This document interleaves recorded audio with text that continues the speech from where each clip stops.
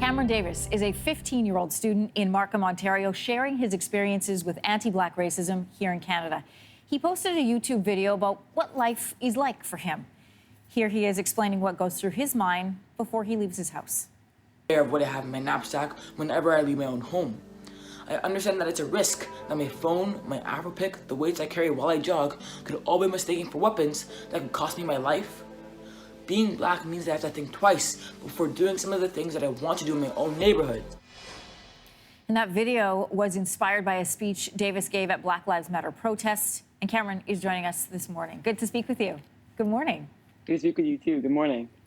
We just heard you talking about being aware of what's in your backpack, what you have on your person before you leave the house. Talk to us about those calculations that you have to make, why you have to think twice. Well, in the past, I know there's been many problems with police and Black teens or Black people in general with a mistake of what they have in their hands, the gestures that they're making. So if I have a chance to avoid that by keeping the stuff that I have in my knapsack, then I'll take that chance. Cameron, how old were you when you started having to make those calculations? Probably 12, maybe younger, maybe 10.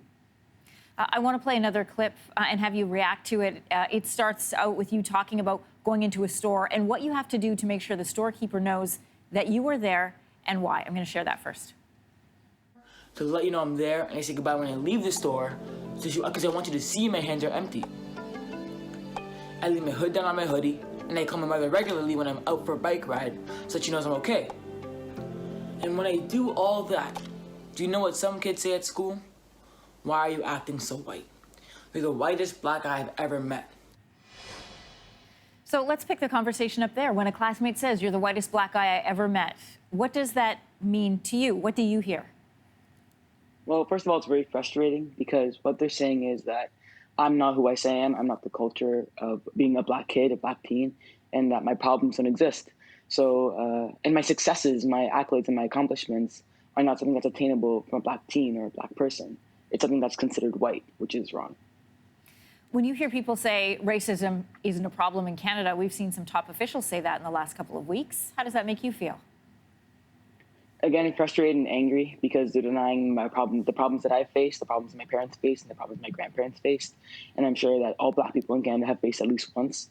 So the people who are in the position of power saying that it doesn't exist in Canada is aggravating.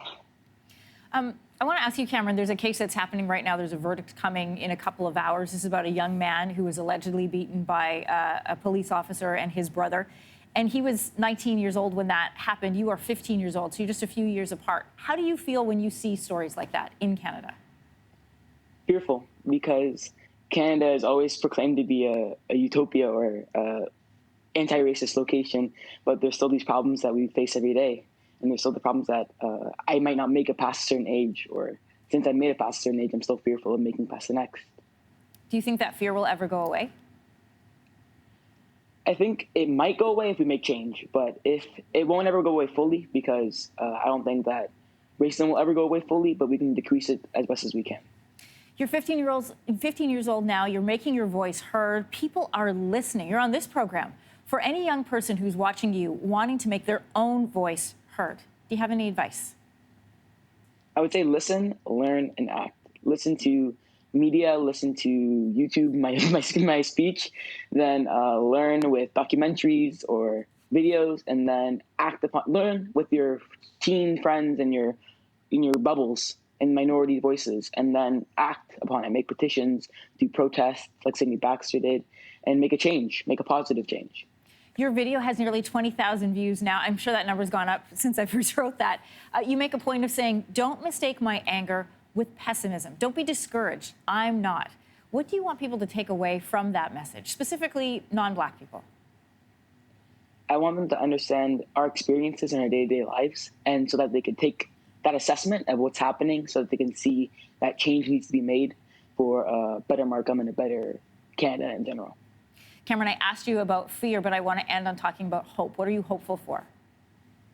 I'm hopeful for change. I'm very excited to see what happens, and I think it's going to be fun to actually make a change in the world and make a positive, long-lasting one. We're going to make sure we put a link to your speech on our site, Cameron. It is definitely worth a listen to. Well written, well delivered. A real honor to meet you today, Cameron. Enjoy your summer. You too. You too. Thanks for watching. If you like this, be sure to subscribe here. And you can check out more Your Morning videos right here.